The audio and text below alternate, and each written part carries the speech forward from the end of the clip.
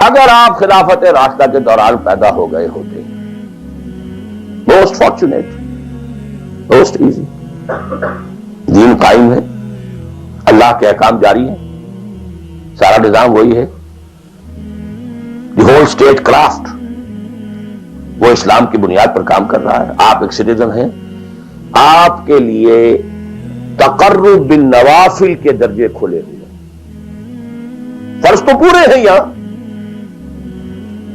نفل نماز پڑھیے، نفل علم حاصل کیجئے، نفل روزے رکھتے چلے جائیے،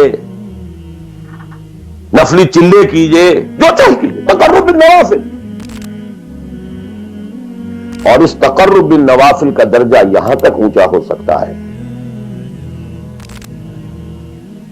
وَيَتَقَرَّبُ إِلَيَّ عَبْدِي بِالنَّوَافِلِ حَتَّى أَكُونَ، میرا بندہ نوافل کے ذریعے سے میرا تقرب حاصل کرتا جاتا ہے، کرتا جاتا ہے، کرتا جاتا ہے، یہاں تک کہ میں اس کی آنکھیں بن جاتا ہوں جن سے وہ دیکھتا ہے، اس کے کان بن جاتا ہوں جن سے وہ سنتا ہے، اس کے ہاتھ بن جاتا ہوں جن سے وہ پکڑتا ہے، اس کے پاؤں بن جاتا ہوں جن سے وہ چلتا ہے۔ حدیث قدسی، اور سارے وہابی بھی مانتے ہیں اس کو، یہ نہ سمجھیے کہ یہ کسی صوفی کی بڑھ ہے، حدیث صحیح ہو عند کل المحدثین۔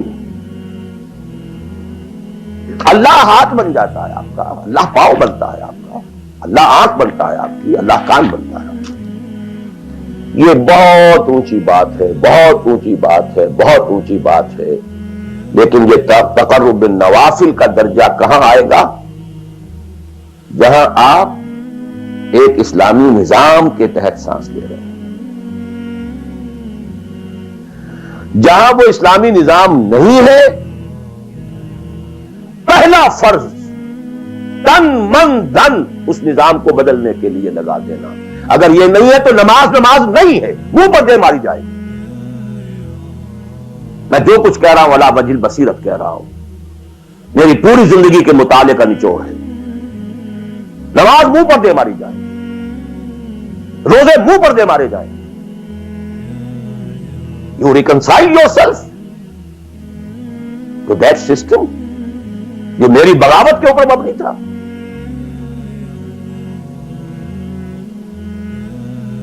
پہلا فرض یہ تن من دھن، you can not reconcile with that system, you can not accept that system. اس میں اپنے آپ کو اکوموڈیٹ کرنا، اس میں اچھے کیریئر تلاش کرنا، اس میں اچھی جائیداد بنانا، اس میں پیسہ جمع کرنا، اس میں اچھی سے اچھی بچوں کو ایجوکیشن تاکہ بہتر سے بہتر زندگی وہ بھی گزار سکیں، سب کا سب حرام، مطلقاً حرام۔ پہلا کام یہ ہے اپنی جان، اپنا مال، اپنا تن، اپنا دھن سب اللہ کے دین کے لیے خرچ کرو۔ سب سسٹمز لیول کے اوپر صرف جان کو باقی رکھنے کے لیے جو ناگزیر ہے، that is allowed, nothing more. This is the point, crucial point. اب ہمارے سامنے حدیثیں ہوتی ہیں اور وہ سارے فضائل کی کتابیں ہیں اور یہ ہیں جن کا تعلق اس ماحول سے تھا جبکہ دین قائم ہو چکا تھا، اس کانٹیکسٹ میں باتیں ہو رہی ہیں، نفل کی بات ہو رہی ہے اور قیام اللیل کی بات ہو رہی ہے اور جو ہے ختم قرآن کی بات ہو رہی ہے، اور اگر فجر کے بعد بیٹھے رہے مصلے پر اور 2 رکعت پڑھ کر اٹھے جبکہ سورج نکل چکا ہے تو اب یہ اتنا اونچا سوال، یہ ساری بات، all these things become absolutely irrelevant. یہ deciding factor is دین غالب ہے، ٹھیک ہے، چلو نوافل کی طرف، قرات کی طرف چلو، جتنا آگے سے آگے یتقرب الی العبد بالنوافل، ورنہ تقرب بالفرائض پہلے فرض کرنے ہوں گے، اور فرضوں میں پہلا فرض جہاد ہے۔ Now please note this word, جہاد اصل میں اس جد و جہد کا جامع عنوان ہے your struggle against that system. لہذا انما المؤمنون الذين آمنوا بالله ورسوله ثم لم يرتابوا وجاهدوا باموالهم وانفسهم. Integral part of the definition of a مومن. اگر زندگی اس سے خالی ہے یا اتنی ہے بس جتنی ہو جائے نفل کے درجے میں، اصل وقت اصل دھارا بہ رہا ہے دنیا کی طرف، دنیا کے حصول کے لیے جتنا پھیل سکیں، جتنا پھل سکیں، جتنا پھول سکیں، جتنی جڑیں گہری جما سکیں، جتنا کچھ اولاد کے لیے چھوڑ کر بڑھ سکیں، جتنا اولاد کو زیادہ سے زیادہ دنیا کی سہولتیں دینے حاصل کرنے کے قابل بنا کر جا سکیں، ساری تو توانائیاں اور ساری قوتیں اور ساری صلاحیتیں اور سارے اوقات تو کپے ہوئے اس میں. اچھا آپ کو تھوڑا سا دین کا کام بھی، آخر دھوکہ تو اپنے آپ کو دینا ہی ہے نا.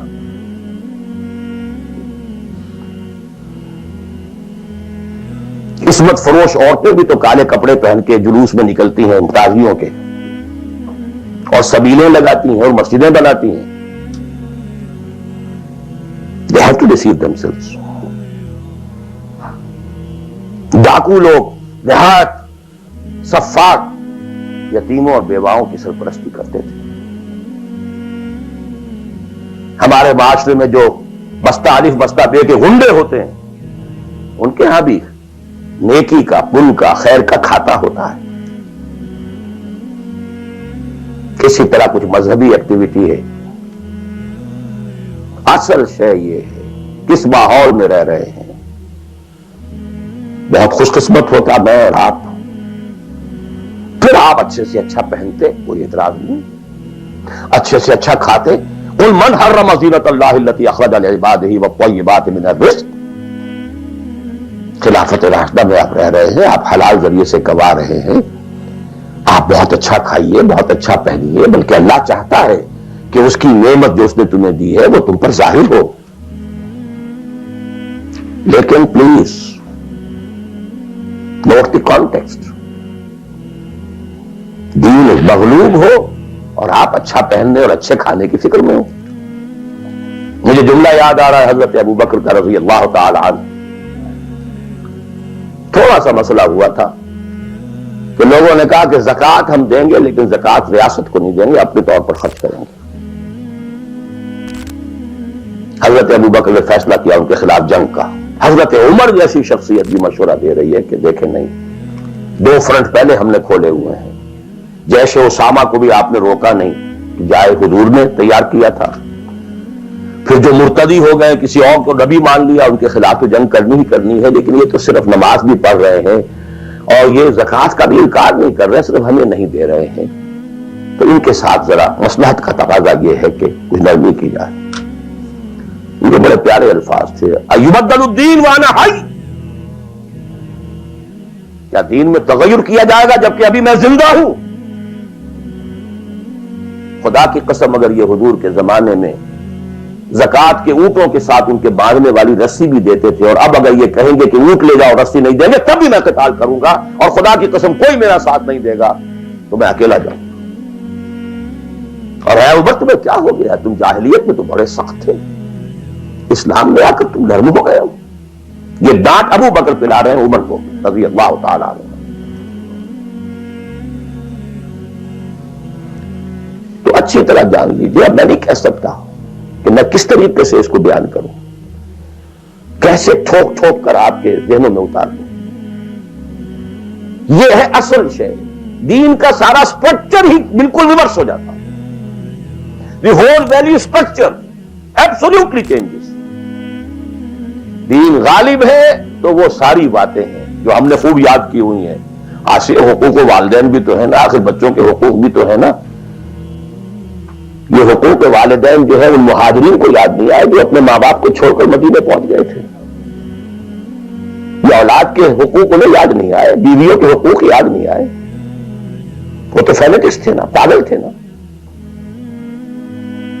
مدینے کے منافقین نے انہیں سفہا کہا تھا، بے وقوف لوگ ہیں یہ. المؤمن کما آمن السفہا. These fools, these fanatics. یہ ساری حدیثیں آپ کو یاد ہیں؟